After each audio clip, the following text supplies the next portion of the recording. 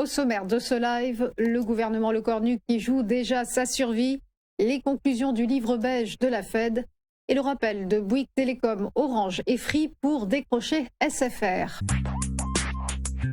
Et on commence par 3 infos à retenir et le gouvernement Lecornu qui affronte déjà un premier risque de censure.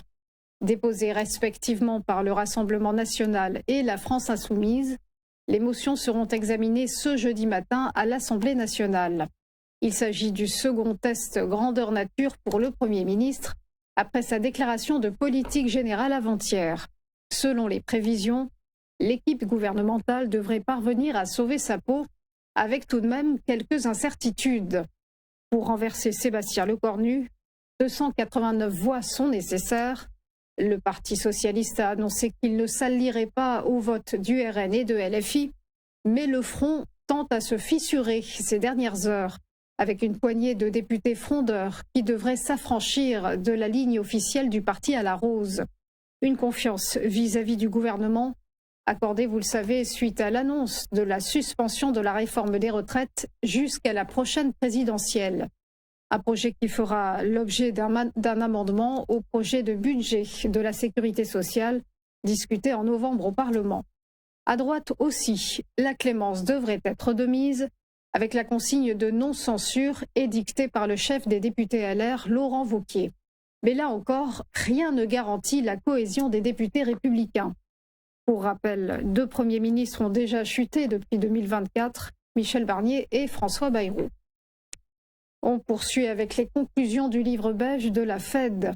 Activité économique quasi inchangée et pression inflationniste persistante, et tels sont les principaux enseignements de cette publication.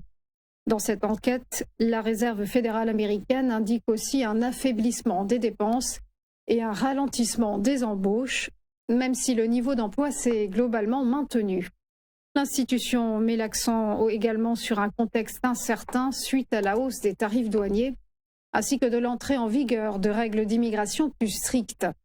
Préparé par la Fed de San Francisco, le livre beige a étudié les données jusqu'au 6 octobre dernier. Et on termine avec Orange, Free et Bouygues Telecom qui persistent et signent. Hier soir, les 3 opérateurs téléphoniques ont maintenu leur offre de rachat conjointe de SFR, proposition pourtant immédiatement rejetée dans la matinée par sa maison mère Altice France, endettée à hauteur de 15,5 milliards d'euros.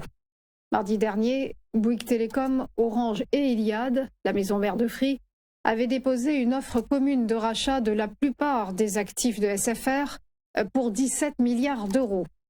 Conséquence, les négociations sont ouvertes pour cet éventuel rachat, dont le processus pourrait prendre des mois, voire des années.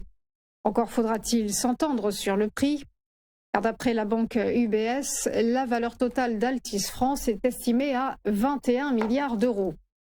En tout cas, avec cette offre menée par les 3 concurrents, le marché renoue avec l'hypothèse d'un rapprochement entre opérateurs, inédite depuis la tentative de rachat de Bouygues Telecom par Orange, c'était en 2016. On passe à présent au point bourse, le rappel de la clôture des marchés hier avec des places européennes en ordre dispersé. Très belle poussée pour le CAC 40 qui a bondi de plus 1,99% et se situe à 8077 points. Tout autre scénario à Francfort où le DAX s'est légèrement contracté de moins 0,23% à 24 181 points. À Londres, l'indice britannique, le FTSE, s'est érodé également, moins 0,3% à 9 424 points. Le MIB de Milan, quant à lui, a décliné de moins 0,4%. Et en Espagne, l'IBEX de Madrid s'est effrité de moins 0,1%. Direction Wall Street, où les indices ont terminé dans le vert. Le Dow Jones est resté stable, moins 0,03%, s'établissant à 46 253 points. Le S&P 500 a gagné plus 0,4% à 6 671 points et quant au Nasdaq Composite, il est monté de plus 0,66% à 22 670 points. Enfin, un mot du Nikkei, l'indice de Tokyo a terminé en très forte hausse également ce matin. Il s'est envolé de 1,27%. Voilà pour ces dernières infos. On va marquer une pause et se retrouver juste après pour Chronodax avec Eric Seban. À tout de suite.